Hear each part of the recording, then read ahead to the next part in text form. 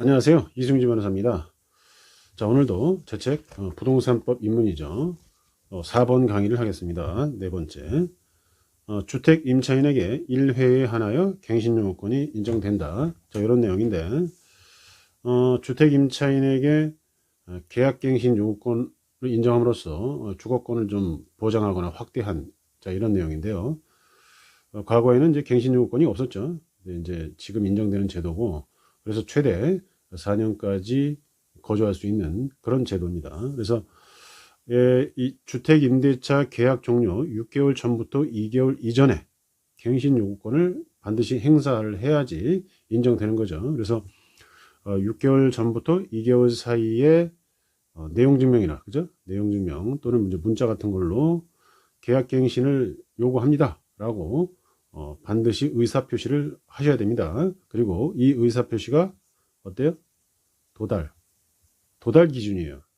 내용증명이 뭐 하루 이틀 만에 갔다면 그 사람 임대인한테 도달한 걸 기준으로 하기 때문에 이거 주의하셔야 되고, 하루 이틀 차이로 갱신 요구가 적법한 갱신 요구가 아니다 라고 볼 수도 있는 거예요. 계약 종료 1개월 전에 보내면, 계약 갱신 요구 1개월 전에 보내면 이게 적법한 갱신 요구는 아니죠. 뭐 어쨌든 묵시 갱신 이런 게 뭐 별도로 따지게 되겠지만, 자, 이런 문제가 있으니까 조심하시고, 이렇게 이제 갱신 요구를 하게 되면 2년간 추가 임대 기간이 보장이 됩니다. 자, 그러면 보장된 2년을 무조건 임차인이 채워야 되는지, 이게 문제가 되는데, 그렇지는 않고요. 보장된 기간을 포기할 수도 있습니다.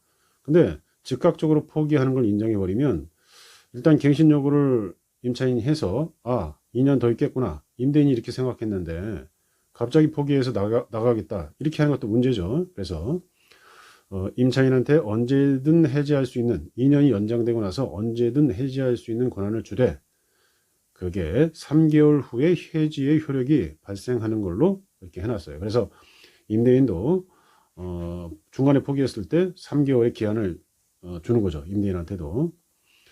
자, 그 다음에 임차인이 갱신 요구를 하면 무조건 받아들여야 되는지, 불가피한 사정이 있죠. 임대인에게. 그런 경우에는 거절을 할 수 있고, 그거를 법으로 정해 놨습니다. 법정화 해 놨다고 하는데, 대표적인 게 이제 이기 차임 연체, 2회분 이상의 차임 연체한 사실이 있다. 이런 분들한테는 이런 권리를 줄 수 없다는 거죠. 임차인의 가장 중요한 의무는 임대료를 주는 거예요. 근데 그거를 2회분 이상 안 줬다, 이런 분들한테는 갱신 요구를 해도 거절할 수 있게 해놨습니다. 그다음에 재건축 사유, 이런 것들도 있는데, 가장 중요한 문제가 되는 게 임대인이 내가 실제 거주할 거야, 자, 이런 거예요. 그래서 임대인, 직계 존비속을 포함하는데요. 임대인이 목적 주택에, 임대차 해준 주택에 실제 거주하려는 경우에 갱신 거절을 할 수 있게 이렇게 명문화했습니다. 자, 임대인이 자기 주택이고 자기가 거기서 살아야 되는 그런 상황에서는 임대인의 주거권도 중요하죠. 일단 소유자니까. 그래서 이런 경우에 갱신 거절이 가능하다. 이런 갱신 거절도 계약 종료 6개월 전부터 2개월 이전에 해야 된다고 이제 해석이 되고, 근데 문제는 실거주를 하겠다 이렇게 얘기했는데 실거주 안 하는 경우도 있겠죠. 거짓말일 수도 있겠죠. 그래서 실거주를 하겠다라는 이 부분에 대한 입증 책임은 임대인에게 있습니다. 이게 이제 재판으로 간다는 걸 전제한 건데, 임차인 입장에서는 임대인이 실거주 하겠다라고 주장을 하는데 여러 가지 의심이 들어요. 그러면은 안 나가겠죠, 그냥. 그러면 임대인이 명도 소송을 할 텐데, 이때 임대인이 실거주를 할 계획이었다는 거, 그런 것들을 자료로 어느 정도 판사님을 설득해야 된단 말이에요. 그래야지 명도 소송에서 승소한다는 말입니다. 사실은 이게 이제 실거주에 대한 입증 책임이 임차인에게 있다라는 지방법원 판결이 있었는데, 이게 이제 대법원에서 정리된 겁니다, 최근에. 자, 그리고 실거주 한다고 해서 임차인이 인도했어요. 임대인의 말을 믿고. 그런데 거짓말을 한 거였어요. 임대인이 다른 사람한테 임대를 해줬다, 이게 거짓말을 한 거죠. 이런 경우에는 손해배상 책임을 물을 수 있다, 임차인이 임대인에게.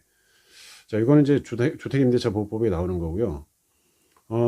이렇게 거짓말 해가지고 내보내게 되면은 뭐 일단은 잘못한 거죠. 그죠? 그래서 이런 경우에는 손해배상 책임을 묻는 걸로 이렇게 되어 있습니다. 근데 주택임대차 보호법에 내가 살 거야 임대인이 그렇게 해놓고는 목적물을 비워두거나 제3자한테 팔 수도 있죠. 이런 경우에 규정이 없어요. 자, 이런 경우에는 민법 750조에 따른 불법행위 책임을 임대인이 진다라는 게 일반 견해입니다.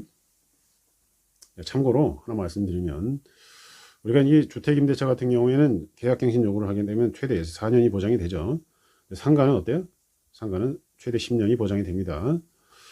그리고 이제 상가 같은 경우는 직접 내가 운영할 거야. 이렇게 되면 어떻게 됩니까? 이거는 임차인의 권리금 회수 방해를 봐가지고 임대인이 손해배상 책임을 지는데 주택은 어때요? 주택은 직접 내가 살 거야. 이건 주거권 문제이기 때문에 갱신 거절 사유로 법정화되어 있다는 이런 차이점이 있습니다. 자, 오늘은 주택 임차인에게 1회에 하나여 갱신요구권이 인정된다라는 내용, 부동산법 입문 26쪽부터 29쪽까지 대해서 강의해 봤습니다. 감사합니다.